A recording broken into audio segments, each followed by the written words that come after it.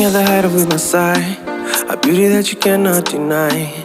Oh, I love the Serengeti as I watch the sunrise. No matter where you're coming from, there's so much to invest on. Africa.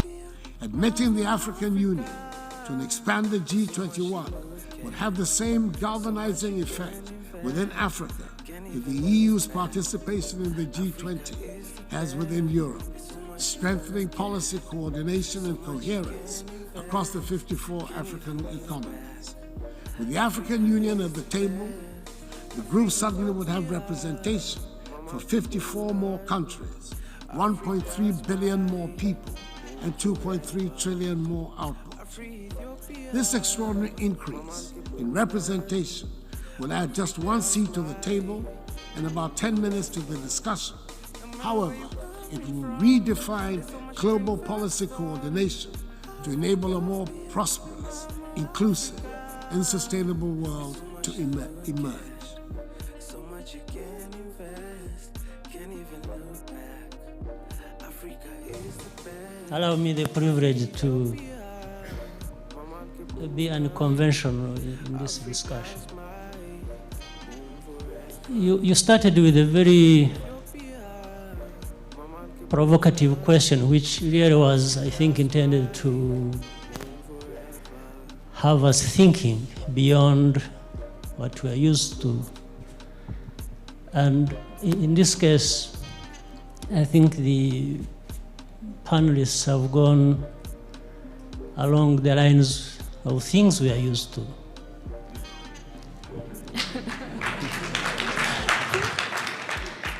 And I start with the point you made when you were asking the question of preference between the markets and the aid. And I think there was grossing over the problem, and people saying, you see, we need both, and it was as if there was none that was better than the other, and so on and so forth. This is a blunder. Number one, first of all, this question can only be asked in Africa, not in any other region of this world. Which in itself tells you that there is something wrong even with the way people are arguing the case. Because it is now a given that aid and capital markets, are the same. You see, it's not, you can't say you don't need this. I mean, first, aid is more political than anything else. Markets are less political, markets are neutral. Look at the rest of the world. The only thing you're talking about, why you highlight aid, sometimes that to the point that if you say anything about aid, it may be used against you. You see, this is the only place we can be having this conversation.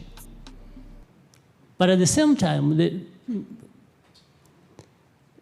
panelist from Tanzania has made a good point. He illustrated all kinds of wealth lying all over the place from Africa and being recycled to us in a form of aid and then, in the end telling you, you must be humble, you must keep quiet. Don't say some of these things. I mean, what are we talking about here, honestly?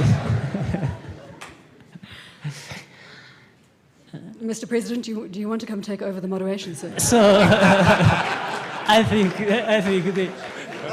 I have to come in early a little bit before the others so that maybe they try and change their arguments a little bit and move in another direction. So, Yes, let's not be diplomatic, let's not gloss over issues, let's not, markets are markets. We know what they have for us, outweighing what we have in aid by thousands of times, please.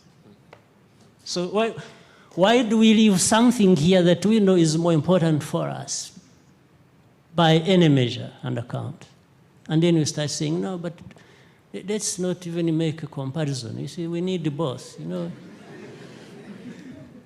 Okay, so I rest my case.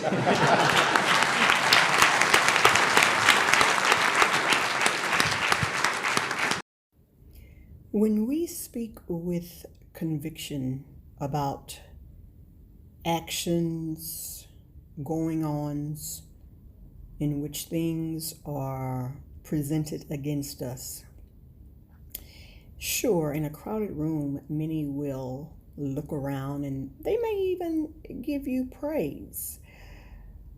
But behind closed doors, they'll be talking about you like a dog in the street, especially when you're speaking about the ills in which they have levied upon you. And so, when the president of Ghana talks about adding seats to the UN for African nations, is that something that we really need?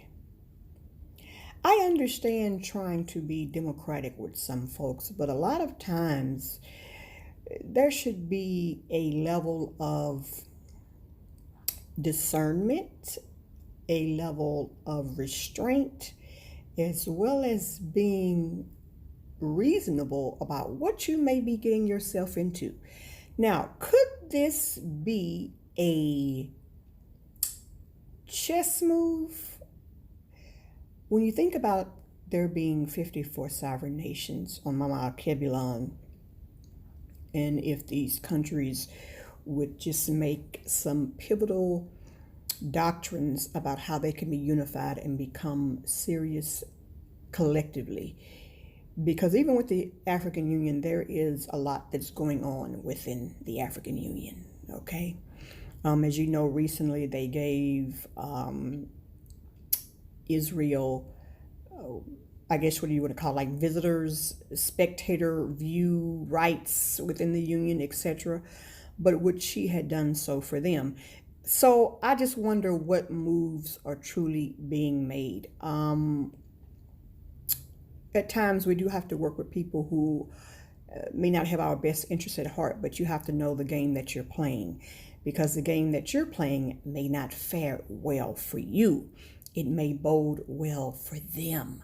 And so we should be cognizant of that. I would not want to be in a position where I have accepted this, and then when it comes down the pipe, I am no longer at the forefront vying for my own people versus being supplanted by my enemy. Lizzabitty.